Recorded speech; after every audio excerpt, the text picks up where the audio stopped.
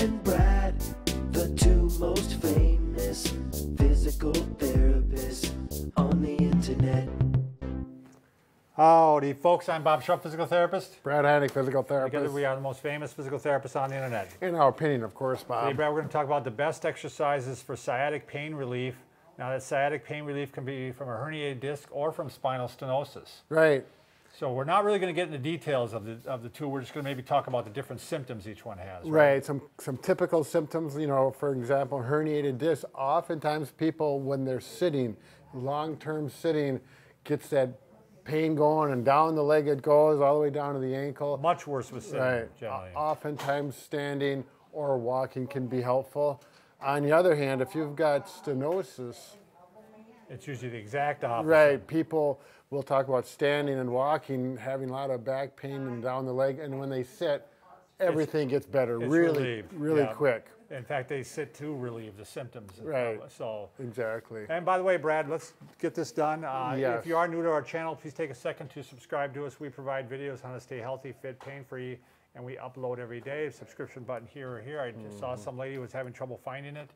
It's on the screen, isn't it? Well, it typically is, Bob, but sometimes you know how those computers can work. And also head over to the Facebook and like us, because Brad and I like to be liked. Liked. I'm feeling more liked every day, Bob. Oh, and I'm sleeping better now too. All right. We're going to start with the herniated disc, Brad, or what do you want to start with? Herniated disc. If you do have a herniated disc, and I have a patient right now, he says, it's the weirdest thing, if I can go for a walk, I feel so much better, but when I sit, it gets worse. So what is his home exercise? Number one thing is I want him out walking, but I want him walking on the flat surface. You know, avoid hills, particularly going up hills. So if you can find a flat surface to walk on, you know, that's where we want to walk, is on the flat. Yeah, I had a fellow therapist, Brad, that he worked at a back clinic. That's all they saw were back people. Sure. And that's the first thing they would do, is they'd start getting them walking. Right. Now, again, spinal stenosis, you're not going to do that because it's going to make it worse. Yeah, it's going to provoke the symptoms, and so we're talking about herniated disc here. The next thing, this is a simple thing that you can do, and I'll do this with most of my people that have herniated, and actually this I may do with either herniated disc or spinal stenosis. Yeah, but usually I have most success. He's coming back, don't worry. Yeah, don't worry, I'm here. What we're looking for is two solid chairs, or you can do this with a cupboard surface, but you need two solid surfaces here, and you need some upper body strength. So if you don't have that, it may not be for you, but I'm just simply going to unweight my legs, and right now my legs, you can see my legs are loose and relaxed. Yeah, you don't need to have the feet actually elevate. Yeah, you can stay on the toes. You don't have to do this. Yeah, you just have to kind of, I think people kind of even lean forward a little bit, don't you? Sure, yep. And then you take the weight onto the, very lightly onto the toes. Right, so, you know, I can do it like this, but again, we do it slowly. Just don't go onto it quickly, slowly, and as you put more weight on, you'll know it's working because that leg in the back will start feeling better, and it'll be like, oh, that feels good. I've even seen the cue, Brad, where people just bend their knees a little bit. Oh, yeah, like go sure. forward and then bend, you know. So we're just like that. doing there you this. go. Yep. So here I got weight. As we bend the knees, more weight through my arms. In there, and again, you know, you got to have good wrists and things like that. I've got someone right now who did this just yesterday, but she had carpal tunnel and it flared up her carpal tunnel. Yeah. So it was an option for her, but you know, most people, a lot of people. It's a nice thing you can do intermittently through the day. Yep, exactly. And that might feel okay with spinal stenosis.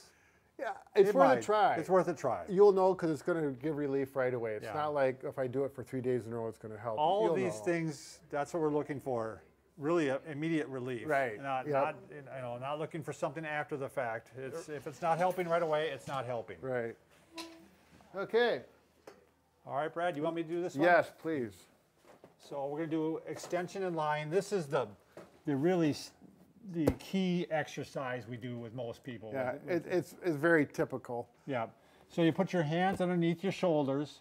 And well, a lot of times you might even just start like this. Right. I mean, as a matter of fact, a prone press up. That patient I have right now, he just laid like this. He says, "Boy, that's really comfortable. My leg pain's gone."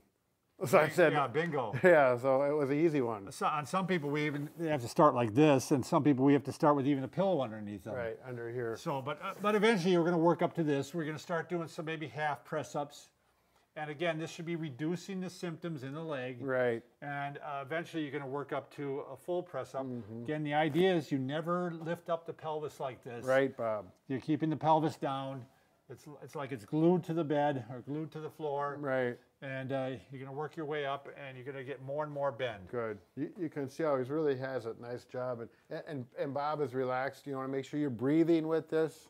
Oh, am I in, Lonnie? I don't want to be talking over there. I better get over here, huh? Yeah. Oh, here's my pointer stick, too. Yeah. And then eventually, if this starts going well, you can use a rolled up sheet or towel to add a little extra pressure, right? Yep. We've got one here. We put that around here. And now we're going to get some extra pressure on different parts of the back. Easier to use the stretch out strap, or Right. we have a yoga strap too that you can see. We have our preferred products down below in a link.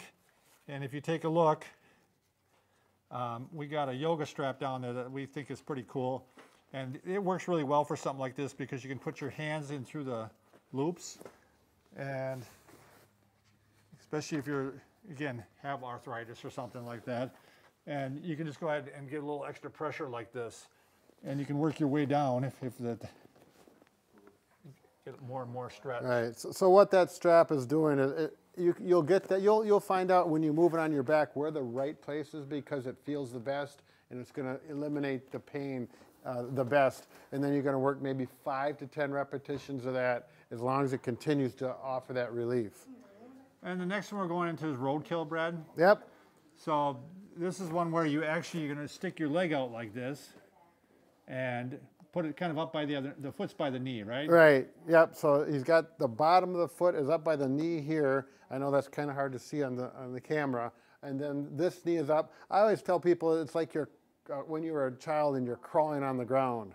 That commando crawl. Yeah. Mm-hmm. Now you're not going to do this if you're getting relief this way and with the overpressure. There's no reason to do this. Right. The only reason you're trying this is because the other two didn't work. Right. This is one for those stubborn. Yeah. And usually is it the leg that you're putting up on the side of the pain, right? Yep. If it's going on the right leg, typically it's always the right leg that's going to offer relief. And when you bring it up, it's going to start feeling the leg pain. Oftentimes will start to disappear even in that position. Then you can add the press up with it. Then you can go ahead and do the press up along with it. And you won't be able to press up as high no.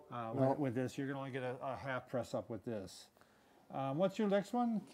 Extension and standing. Oh, yeah. Sure. Yes.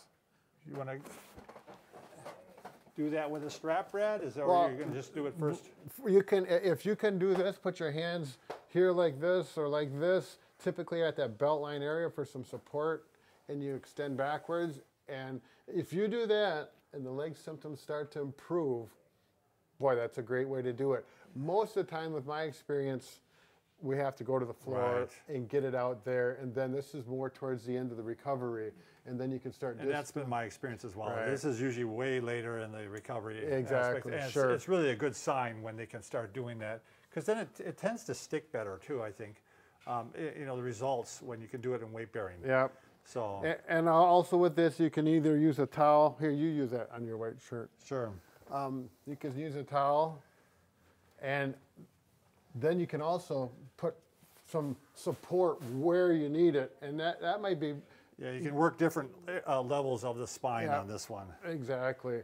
So you can see how Bob is pushing. I'm doing the same thing. We're pushing forward and up, and we find that feels good and it relieves those symptoms even faster. Okay.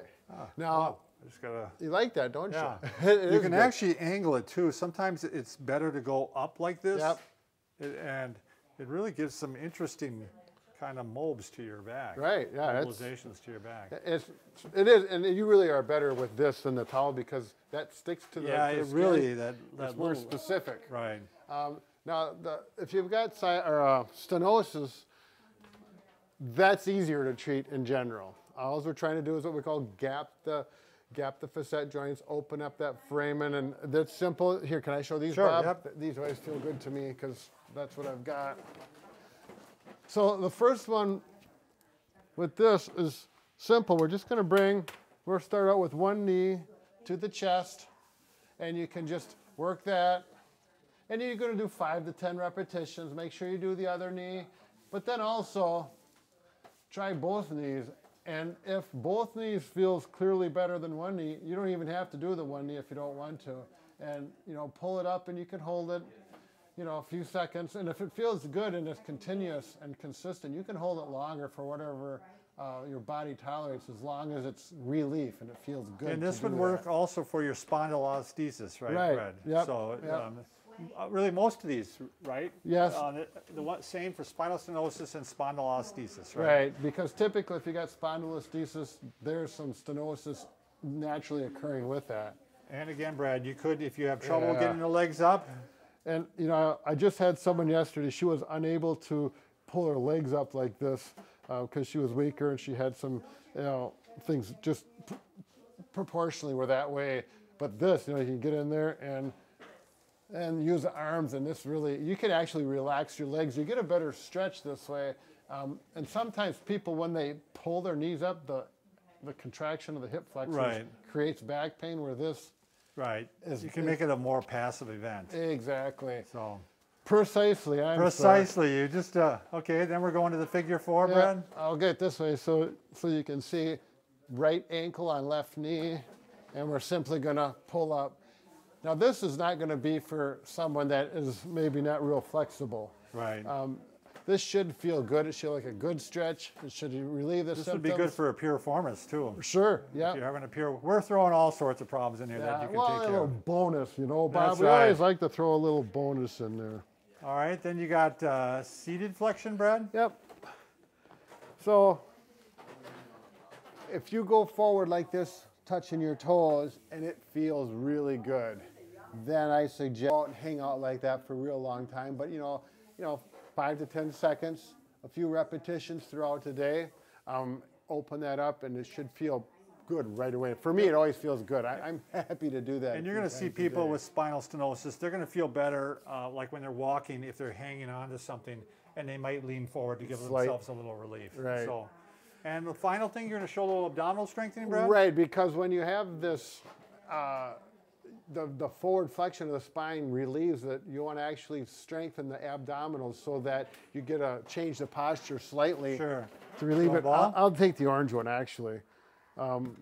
You can use the big ball, but I'm going to show people with the small ball, because everyone pretty much has a small ball or a pillow you could put between your legs. And then I'm going to flatten my legs, and I'm just going to do this to help. And this should feel, actually while you're doing it, should feel real good, because it opens up those facet joints, opening up that frame and strengthening at the same time. So it's a double benefit. A little bonus. Yep. So what say you, Bob? I say that was a hook shot. Yeah, it was. You know who does hook shots? Kareem Abdul-Jabbar. There you go. Exactly. That's a name from the past. A lot of people won't know that one. Yeah, if they're 50 and older, they might. Yeah. Thanks for watching.